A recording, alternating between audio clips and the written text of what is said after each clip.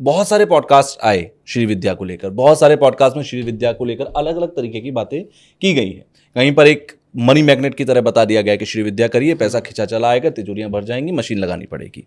कोई कहता है श्री विद्या आप कर लेंगे तो आपको मोक्ष मिल जाएगा, या और दूसरी चीजों की तरफ आप आध्यात्मिक रास्ते पे चले जाएंगे। तो असल में श्री विद्या है क्या? मैं स्वागत के साथ आपका पहला सवाल जो मेरा आपसे है वो यही है, क्या है श्री विद्या? पहली बात तो बहुत दिनों के बाद हम मिल रहे हैं जी, लगभग एक साल बाद। और श्री विद्या पे जो पिछली बार हमने बोला था वो बहुत एक हल्का सा ग्लिम्स था, बिल्कुल, है ना, तब समय नहीं था। सबसे पहली बात तो इस दुनिया की जो श्रेष्ठतम विद्या है वो श्री विद्या है। मतलब किसी भी इंसान को उस पे आना ही आना है, चाहे इस जन्म में आए चाहे 10 जन्म के बाद आए, क्योंकि उससे श्रेष्ठतम विद्या नहीं होती। ठीक है, जैसे आप देखते हैं कृष्ण जी के पहले नाम कहते हैं श्री कृष्ण कहते हैं जी, श्री राम कहते हैं, श्रीमद् भगवद गीता कहते हैं। तो जब कृष्ण मनुष्य शरीर में आए तो संदीपन मुनि से उनको श्री विद्या की दीक्षा मिली। अच्छा, इस दुनिया में श्री विद्या से श्रेष्ठतम विद्या नहीं होती है। अच्छा, श्री विद्या के संप्रदाय हैं, है ना, उनके अलग अलग संप्रदाय हैं, लेकिन श्री विद्या का अधिकार सबके पास नहीं है। तो बहुत सारे ऐसे लोग हैं जो किताब से पढ़ के बोल रहे हो। मतलब श्री विद्या भी कई अलग अलग तरीकों से होती है। हाँ, संप्रदाय बहुत सारे हैं, लेकिन अब क्या है कि श्री विद्या के जितने संप्रदाय रहे हैं उसमें से अधिकतर संप्रदाय लुप्त हो चुके हैं, क्योंकि अब वो इस समय कालखंड में बचे नहीं हैं। क्यों? अब वो नहीं बचे हैं, खत्म हो गए, है ना। और सबके पास अधिकार नहीं है इसका। अब प्रॉब्लम ये है कि किसी को अपनी दुकान चलानी है तो वो अपना नाम लेके या कैसे तो भी किताब से पढ़ के बोल देता है, क्योंकि इनको जो नॉलेज है वो लिमिटेड है। श्री विद्या किसको मिलनी चाहिए ये देवी डिसाइड करती हैं। मेरी इच्छा है कि मैं IIT में चले जाऊं तो मैं नहीं जा पाऊंगा ना, मेरी पात्रता होनी चाहिए। मतलब मुझे उतनी मेहनत करनी पड़ेगी कि मैं एग्जाम क्लियर करूं, वहां बैठूं, इंटरव्यू क्लियर करूं और सब करके मैं पहुंचूं। ठीक है, अगर आप कैट देते हैं तो आपको GD VD बहुत कुछ क्लियर करना पड़ता है, तो आपकी पात्रता बनाने IIM जाने के लिए। बिल्कुल। तो अगर आपकी इच्छा है कि मैं करना चाहता हूं तो आप नहीं कर सकते जब तक आपको आदेश ना हो, जब तक देवी ना चाहे कि आप ये करें, और उन्हीं के आदेश से होता है। अगर आप देखेंगे श्री विद्या में बहुत सारे ऐसे लोग हैं जो पहली बात तो लोगों ने सुना ही नहीं है, बहुत कम लोग हैं जो सुनते हैं। बिल्कुल। अगर आप ऐसे करीबन लाखों लोग उठा लें जिन्होंने सुना हुआ होगा, उनमें से कुछ 100-200 होंगे जो करने की तरफ प्रयास करेंगे। अच्छा। अगर ऐसे आप कुछ लाखों उठा लें तो उसमें से कुछ 100-200 होंगे जो कर पाएंगे। अच्छा, आप अगर ये कह रहे हैं कि ये जितने भी लोग हमारा पॉडकास्ट देख रहे हैं इनमें से बहुत कम लोग होंगे जो इन बातों को सुनने के बाद ऐसा करेंगे। कई लोग सुन के भी ओवरलुक कर देते हैं। अच्छा। कई लोग सुन के भी नहीं सुन पाते हैं क्योंकि वो उनकी इच्छा से नहीं होता है। ये श्री जो है उनकी इच्छा से होता है। अच्छा, अगर ऐसे लाख लोग उठाएं जो कर रहे हैं जी, उसमें से कुछ 100-200 होंगे जो उसको पूर्ण कर पाएंगे। और ऐसे अगर आप कुछ उठा लें 1000 जिन्होंने पूर्ण करी है, उनमें से कुछ 10-5 होंगे जिनको श्री विद्या मिलेगी। इस दुनिया की श्रेष्ठतम विद्या है, इसके ऊपर विद्या नहीं होती। अच्छा, मेरा एक छोटा सा सवाल है यहाँ पे, माफी के साथ रोक रहा हूँ। यहीं इसी स्टूडियो में मैंने 10 महाविद्याओं के अलग अलग महाविद्याओं की अलग अलग साधनाओं पे बात की है। मेरे साथ भी तो मैंने आपके साथ भी किया, विज्ञान वाला था, है ना। मैंने और भी कई साधनाओं पे यहाँ पर बात की। हर कोई ये कहता है कि ये वाली विद्या जो है श्रेष्ठतम विद्या है, महाविद्या श्रेष्ठतम विद्या है, कोई बुरी बात नहीं है इसमें। श्री विद्या और महाविद्या निहित करती है। निहित अर्थात श्री विद्या ही महाविद्या को समेटती है। अच्छा, श्री जो है वही तो 10 महाविद्याओं में अपने आप को व्यक्त करती हैं। हमारे जो ब्रह्मांड की अवस्था है वो 2 रूप में है, एक व्यक्त है, एक अव्यक्त है। जो अव्यक्त है वो महात्रिपुर सुंदरी की अवस्था है, मूल अवस्था है। जो व्यक्त विग्रह है उनका वो श्री है। अच्छा। और उस व्यक्त विग्रह में जो अवस्थाएं हैं इस ब्रह्मांड की वो 10 महाविद्याओं से चलती है। उसके पीछे का जो निमित्त है, उसके पीछे का जो कार्य, कला काष्ठादि रूपेण परिणाम प्रदायनी, जो परिणाम है, जो जगत है उसको जिसको प्रदान करती हैं कला और काष्ठा से। अच्छा, वो कौन है? शक्ति ही तो है। अच्छा, शक्ति के भी कई रूप हैं। 10 महाविद्याओं में भी 10 शक्तियां हैं। इसके अलावा पार्वती और अलग अलग शक्तियां हैं। ये सब शक्तियों की अलग अलग साधनाएं भी हैं। बिल्कुल है ना। तो इसमें श्री विद्या क्या ये सभी शक्तियों को, सभी साधनाओं को समेटती है या ये एक पार्ट है उनका?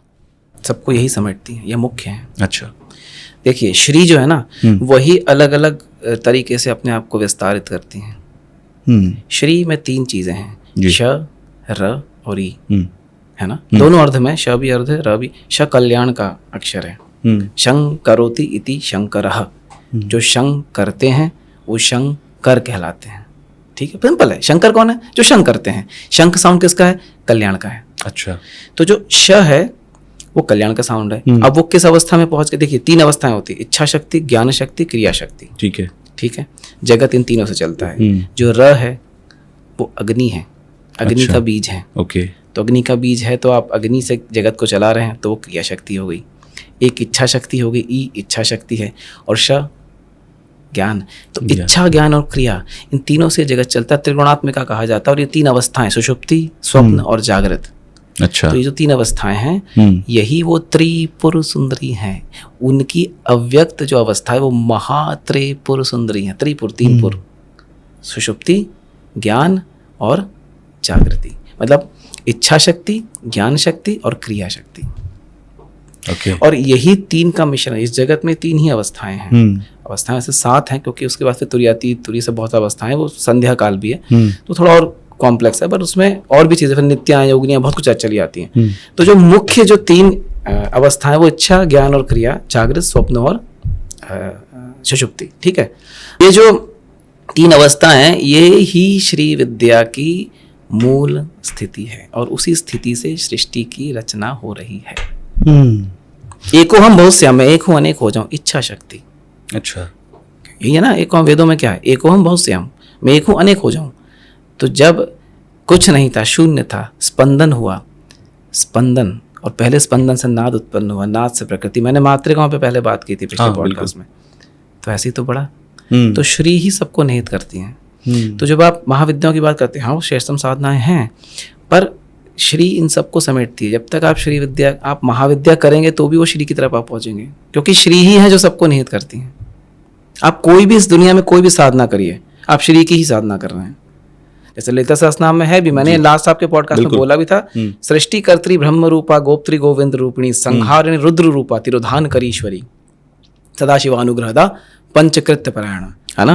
बिल्कुल। तो जो सृष्टि करती है ब्रह्मा के रूप में, गोप्त्री गोपालन स्थिति गोविंद के रूप में, संहार रुद्र के रूप में, और जो उसके बीच के संध्या काल है, जब आपको भेजा गया है तो इरेज करके भेजा गया है, तो वो तिरोधान या निग्रह कहते हैं उसे। अच्छा। वो ईश्वर के रूप में।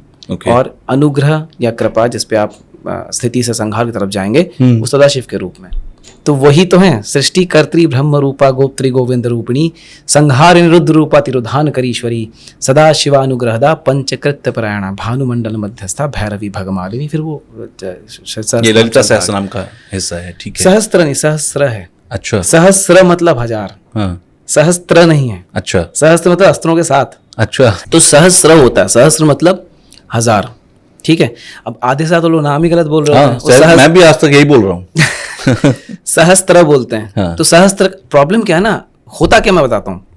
आपने इंग्लिश किताब पढ़ी, उसमें तो TRA आता है, जो भी आया, किसी ने छाप दिया तो भाई ये छापने पर है, तो बिल्कुल। किसने क्या छापा पता नहीं। अब आपने उसको, फिर आपने कुछ पढ़ लिया, कहीं प्रिंटिंग मिस्टेक हो गया, आप उसी को लेके, को पता ही नहीं है कि भाई मात्रा सहस्र होगा। सही बात है, 1000 की बात है। मात्रिकाएं कैसे काम करती किसी को मालूम ही नहीं। बिना मात्रिकाओं के आपके मंत्र मात्रिका से बने हैं।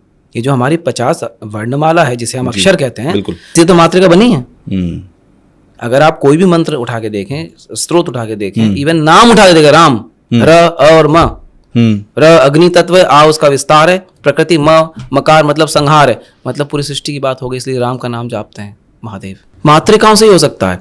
और मात्रिकाओं का विज्ञान इसलिए नहीं पता, हम अंग्रेजी में चले गए। हमने अपना अक्षमाला, सरस्वती के हाथ में 50 जो अक्षर हैं वो अक्षमाला ही तो है। और वही मैंने आपको लास्ट पॉडकास्ट बताया भी था कि अ और म, ओम हटा के ऊ हटा के ह लगा दीजिए, अहम बन जाएगा, मतलब आप। बिल्कुल, है ना। और वो अ से लेके ह तक 50 मात्रिका है, उनका शरीर में न्यास होता है पूजा के समय। तो जो श्री हैं वो इन स्पंदन जब वो होता है तो क्या होता है, नाद उत्पन्न होता है। नाद के 4 प्रकार है आपके, परा है, पश्यंती, मध्यमा है, वैखरी है। तो जो परा है वहां से पश्यंती, फिर मध्यमा, फिर वैखरी से आप बोलते हैं। तो जो वैखरी वाणी है उसमें शर और ये श्री आ गया। इस सृष्टि में जो भी सब कुछ श्री है, सब श्री विद्या में है। पुराना पॉडकास्ट देखना है तो मैं उसका डिस्क्रिप्शन में लिंक डाल दूंगा, तो आप लोग देखिएगा। श्री विद्या को लेकर, मतलब आपने कहा कि जो भी साधना करता है वो श्री विद्या से होकर ही जाता है, यानी कि श्री विद्या सभी के लिए जरूरी होनी चाहिए, जितनी भी साधनाओं के रास्ते पर है। नहीं, ऐसा जरूरी शब्द करेक्ट नहीं है। अच्छा। पर ये कह लीजिए कि श्री विद्या मूल है। अब भाई आपको अगर मूल, कई बार हम पत्ती चमका रहे होते हैं, बिल्कुल, पर अगर मूल में हम जल डालेंगे तो पेड़ की पत्तियां अपने आप चमक जाएंगी। बिल्कुल। तो श्री विद्या मूल है। मूल है। श्री विद्या के बाद आप कोई भी साधना इस दुनिया में करने के लिए अलाउड है। आपको कोई नहीं रोक सकता। अगर आप श्री विद्या में हैं तो फिर आप कोई भी साधना कर सकते हैं, पर अगर आपने कोई दूसरी साधना करी तो आपको श्री विद्या मिलेगी, इसकी गारंटी नहीं है। अच्छा, श्री विद्या होती कैसे? श्री विद्या में क्या क्या रिचुअल्स हैं? श्री विद्या बिना श्री यंत्र के नहीं होती है। अच्छा, श्री यंत्र को लेकर भी कहते हैं कि घर में रखना चाहिए। मान लीजिए मैं श्री विद्या की पूजा साधना नहीं कर रहा हूँ, लेकिन श्री यंत्र मेरे घर में है, तो क्या ये होना चाहिए, नहीं होना चाहिए? क्योंकि इस पर भी बहुत विवाद रहे हैं। नहीं, मैं आपको सब बता देता हूँ, आज मैं सारा क्लियर कर दूंगा, है ना।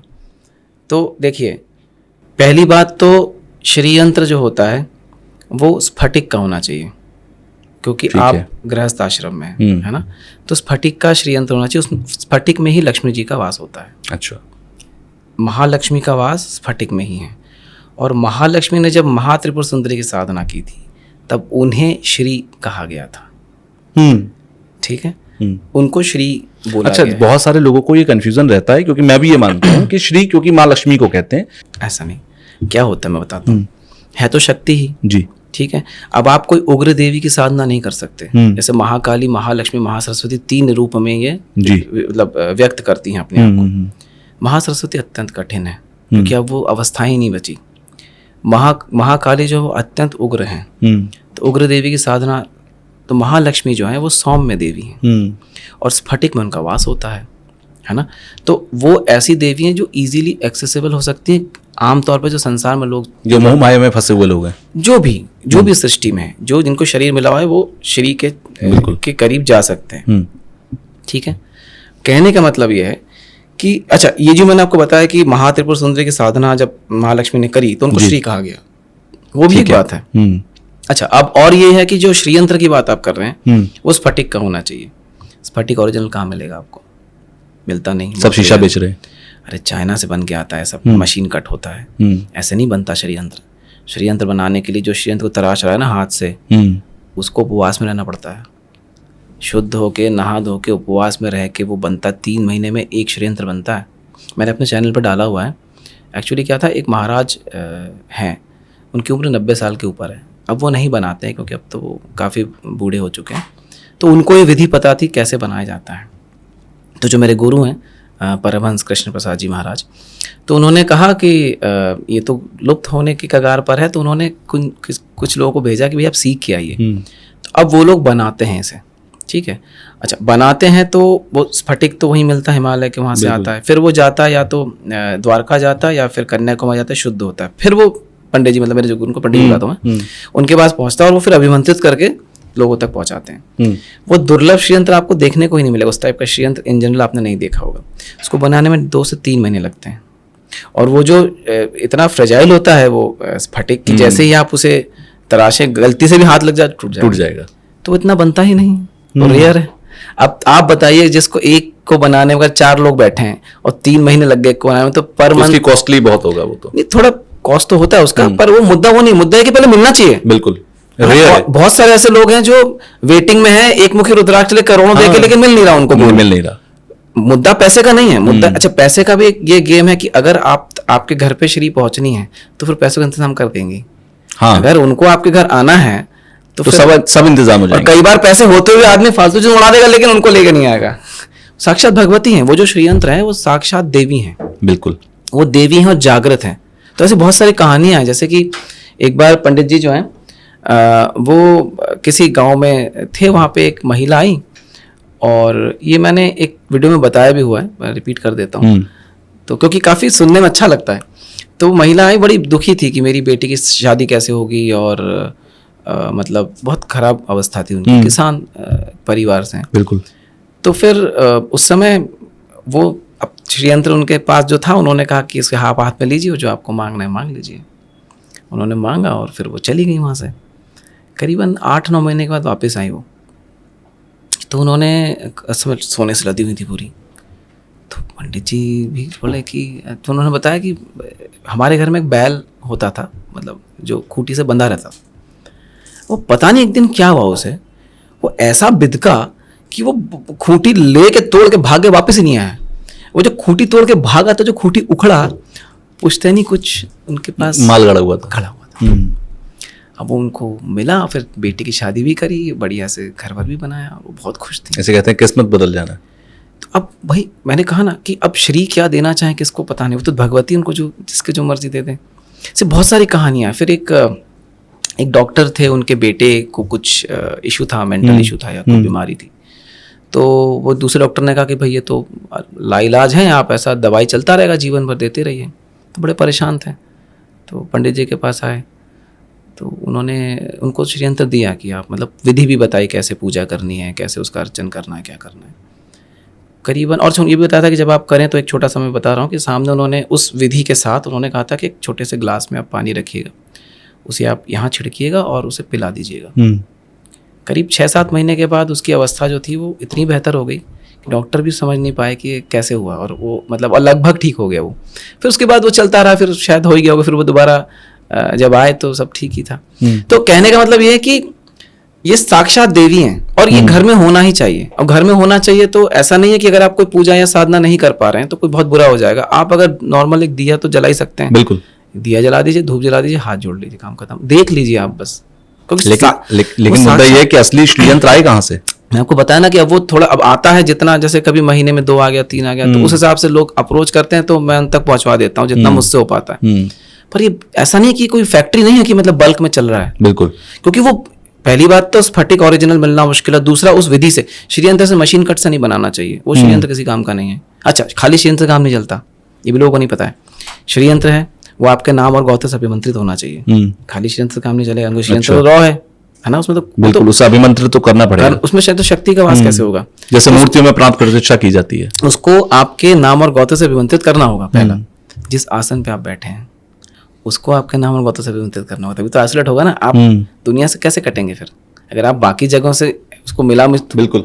अच्छा, खाली श्रीयंत्र नहीं होता है, उसके पास फटिक की माला भी होती है, क्योंकि लक्ष्मी जी का वास है, वो भी आपके नाम और गोत्र से अभिमंत्रित होना चाहिए। आप उन पे जो अर्चन कर रहे हैं, जो चढ़ा रहे हैं, वो भी आपके नाम और गोत्र से अभिमंत्रित होना चाहिए। फिर आप उसे अपने भंडार में मिला सकते हैं, फिर वो एक बार हो गया अपने नाम और गोत्र से अभिमंत्रित, तो फिर आप उसे अर्चन कर सकते हैं। फिर उसकी विधि होती है, और भी चीजें होती है, मतलब मैं शॉर्ट में बता रहा हूँ।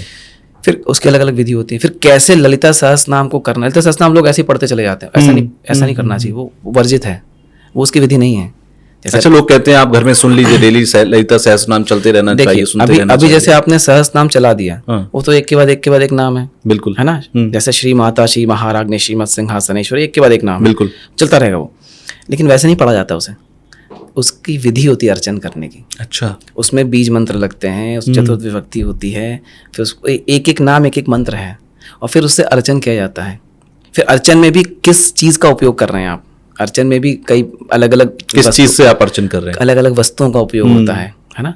आप कई लोग सिर्फ कुमकुम से कर रहे होते हैं, नहीं, वो रौली जो चढ़ता है, फिर चावल, सबके अलग अलग हैं, फिर उसमें बादाम है, कभी कुछ है, कभी गन्ने का रस है, वो तिथि के अनुसार होता है, रोज सेम नहीं होता। अच्छा, आज तिथि अलग है तो आज कुछ और चढ़ेगी। इस नवरात्र की तिथियां अलग अलग हैं, इस नवरात्र में ये नहीं चढ़ेगा, इस क्रम से चढ़ेगा, पहले दिन ये, दूसरे दिन ये, तीसरे दिन ये, चौथे दिन ये, 9 दिन तक। कौन बताएगा आपको ये सब? तो जब तक आप किसी परंपरा में नहीं आते हैं, आपको कोई देगा ही नहीं, और अपने मन से कुछ करेंगे तो कुछ होगा भी नहीं, क्योंकि ये सब कीलित हैं। इस दुनिया में जितने मंत्र हैं, स्वयं मैं नहीं कह रहा हूँ, ये बिल्कुल ये महादेव कहते हैं, शिव जी बोल कर गए कलयुग में मैंने सारे मंत्र बांध दिए, कीलित करें, तो उसका निष्कलन करना पड़ेगा। बिना निष्कलन के आप पढ़ेंगे तो कुछ होगा नहीं। बिल्कुल। तो प्रॉब्लम ये है कि आजकल किताब पढ़ के लोग कुछ भी पढ़ रहे हैं, तो हो नहीं है ना। लोग कई लोग आजकल लोग किताब भी नहीं पढ़ रहे हैं ना, आजकल लोग ठीक है व्हाट्सएप, यूनिवर्सिटी से ज्ञान लेकर पढ़ रहे हैं। वो तो छोड़ दीजिए, कुछ लोग ऐसे हैं जो ऐसे मेरे पास एक कोई लेडी का मैसेज आया था कि मैं 50 साल से पढ़ रही हूँ ललिता सहस्रनाम। मैंने कहा बहुत अच्छी बात है, तो अब तक तो आपको देवता बन जाना चाहिए था। अगर आप 50 साल से ललिता सहस्रनाम की विधिवत पूजा करें तो आप तो देवता बन चुके हैं। बिल्कुल, उसकी तो सभी ऊर्जाएं आपके अंदर है, आप देवता बन चुके हैं साक्षात। आप मनुष्यों में रहते हो, देव योनि में पहुंच चुके हैं, पर वो अभी भी उलझी हुई हैं। मेरी गाय भाग गई, मेरा ये नहीं मिल रहा, तो इसका मतलब आप बात समझिए, सारी चीज़ें कीलित हैं। जब तक उनका निष्कलन नहीं होगा तब तक आप उनको पढ़ के भी कुछ नहीं कर पाएंगे। भगवान के शरण में जाने में दिक्कत नहीं है। आप जा रहे हैं मंदिर में, हाथ जोड़ दिया जा रहा है, बहुत अच्छी बात है, वो करना भी चाहिए, बिल्कुल, क्योंकि वहीं से मार्गदर्शन मिलेगा। पर आप कुछ अगर करना चाहते हैं अपनी तरफ से घर में बैठ के कोई साधना, तो वो विधिवत है ना, किसी गुरु के सानिध्य में, जिन्होंने साक्षात दर्शन किए हों उनके सानिध्य में, किताब पढ़ के बताने वालों के नहीं, जिसके खुद के एक्सपीरियंसेस हो। हाँ, अब जैसे मैं कभी कभी पंडित से पूछता हूँ कि आप कुछ बताते क्यों नहीं ऐसे बैठ के, तो कहते हैं कि कौन कहता है आपको ऐसे बताना चाहिए। तो मैंने कहा कि मैं सुना है, देखा है, टीवी में तो देखते हैं हम लोग ऐसे सबकी गुरु बैठ के ऐसे बता रहे हैं, सबको बता रहे हैं। कहते हैं अगर अच्छा मैं ही अगर आपको सब बता दूं तो मतलब किताब पढ़ के तो मैं कुछ भी बोल सकता हूं, तो फिर क्या काम का। अगर मैं कुछ ना बताऊं और फिर आपको सब पता चल जाए तो मेरी शक्ति है। सही बात है। तब मेरे को लगा यार ये बात तो उन्होंने ऐसी कर दी कि मतलब इसका जवाब नहीं मेरे पास, क्योंकि उनका ही कहना था कि ज्ञान आपके अंदर अपने आप उठना चाहिए और उस ज्ञान को उदित करने के लिए इतनी शक्ति होनी चाहिए सामने वाले में कि वो आपको ऐसी चीज़ें दे कि आपका हो जाए। हो ही नहीं रहा लोगों का। क्यों? देने वाले के भी पास ना अथॉरिटी है, बिना अधिकार के आप श्री विद्या नहीं दे सकते। अच्छा, अगर आपको अधिकार है देने का तभी आप दे सकते हैं। वो श्री ही बताती हैं किसको देना है किसको नहीं। ऐसे एक बहुत अच्छा इंसिडेंट है, मेरे पास एक बंदा आया, मेल किया था उसने, तो नाम मैं किसी का भी नहीं बताऊंगा, बस खाली इंसिडेंट बता रहा हूँ। तो उसने कहा कि वो मतलब ऐसा भैया भैया बोला, उसने कहा भैया बहुत दिनों से मैं कोई भैरव नाम का जाप कर रहा हूँ, तो कुछ समझ नहीं आ रहा, कुछ ऐसा हो नहीं रहा है। तो मैंने कहा किसके अंडर में काम कर रहा है, मतलब किसी ने आपको बोला ऐसा करने के लिए? नहीं भैया वो ग्रुप बने हुए हैं। तो मैं उसमें मैंने कहा ग्रुप बने हैं? मैंने कहा भाई भैरव का भोग तो बड़ा खतरनाक होता है, ऐसे कोई लगा नहीं सकता। अगर भैरव गलती से आपके नाम खड़े हो गए, आप भोग नहीं लगा पाएंगे तो आप ही को लेकर निकल लेंगे वो। ऐसा नहीं होता भैरव के भी नाम। और भैरव का पहले देवी की साधना होती है, उसके बाद भैरव की साधना होती है। पहले भैरव की साधना नहीं होती, क्योंकि आप संभाल ही नहीं पाएंगे, आप खत्म हो जाएंगे। सिर्फ एकमात्र देवी है जिनके ऑर्डर को भैरव मानेंगे, किसी की बात को नहीं मानेंगे। वो उनके रक्षक है ना, वो गेट कीपर है उनके, तो उन्हीं का आदेश मानेंगे और किसी का नहीं मानेंगे। तो पहले देवी के फिर उनकी। अच्छा, देवी में भी फिर क्रम होता है, वो अलग कौन से भैरव है वो अलग विषय है, वो अलग विषय नहीं, वो अलग है। अच्छा, वो अलग बात है। वो जो वो शिव और शक्ति वाली बात है ना, वो शक्तिपीठ में जो भैरव होते हैं वो अलग बात है। अच्छा। पर जो भैरव हैं वो शक्ति के रक्षक हैं, मतलब वो गेट कीपर हैं। शक्ति का झंडा कौन लेके चलते हैं? हनुमान जी। हनुमान जी के अलावा इस शक्ति किसी के पास नहीं है कि वो काली का झंडा पकड़े, है ना। वही उद्घोष करते हैं कि काली आ रही, हट जाओ रास्ते से। अच्छा। मेरी जिम्मेदारी नहीं इसके बाद। तो वो शक्ति उनके पास है, झंडा वो उनका पकड़ते हैं शक्ति का। फिर भैरव हैं रक्षक, फिर गण हैं, नित्याएं हैं, है ना, योगिनियां हैं। वो तो प्राइम मिनिस्टर थोड़ी अकेला आता है, बिल्कुल, वो तो पूरा काफिला होता है। हाँ, तो बंदा आया, मैंने कहा भाई कौन है जो आपको ये सब ऐसे बता रहे? नहीं भैया वो ग्रुप बना हुआ है, हम लोग उसमें नाम जाप करते हैं। मैंने कहा नाम जाप करते हैं, किस आधार पे करते हैं और कहाँ पे बैठ के करते हैं? किस आसन पे? आपके कवच कहाँ है उसका? तो कहता भैया ऐसा, तो मैंने कहा भैया ऐसा है मामला, अब आप मेरे पास आए हैं तो मैं आपको तो वही बताऊंगा जो सत्य है, बाकी दुनिया में क्या चला मुझसे लेना देना नहीं है ना। मैं आपकी बात कराता हूँ पंडित जी से, मतलब मेरे गुरु से। तो अब हुआ ये कि बात की उन्होंने और 7 दिन के अंदर उसका आसन भी पहुंच गया, माला भी पहुंच गई, उसको साधना दे दी महाविद्या की। तो मैंने पंडित जी से कहा पंडित जी इतनी जल्दी तो मैंने किसी को देते हुए देखा नहीं, आप ऐसे। उन्होंने कहा कि नहीं, आदेश था। अच्छा, स्वयं भगवती का आदेश था कि इसको मिलना चाहिए तुरंत। रास्ते खुद बन जाते हैं जब भगवती को पहुंचना हो। और अब उसकी जो भी अब जर्नी है वो उसकी जर्नी। अगर आपको एक क्लिप पसंद आई है तो आप इसका पूरा पॉडकास्ट जरूर देखिएगा। उसका लिंक आपको डिस्क्रिप्शन बॉक्स में मिल जाएगा और वहां जाकर आप उस लिंक पर क्लिक करके फुल पॉडकास्ट को देखिए, एंजॉय कीजिए। कमेंट बॉक्स में मुझे जरूर बताइएगा कि आपको जो कुछ पॉडकास्ट में बताया गया वो कितना सटीक, कितना बेहतर, कितना नॉलेजेबल लगा, आपकी लाइफ में कितना वैल्यू एडिशन इसका हुआ। तो पूरा पॉडकास्ट देखकर फीडबैक देना बिल्कुल मत भूलिएगा।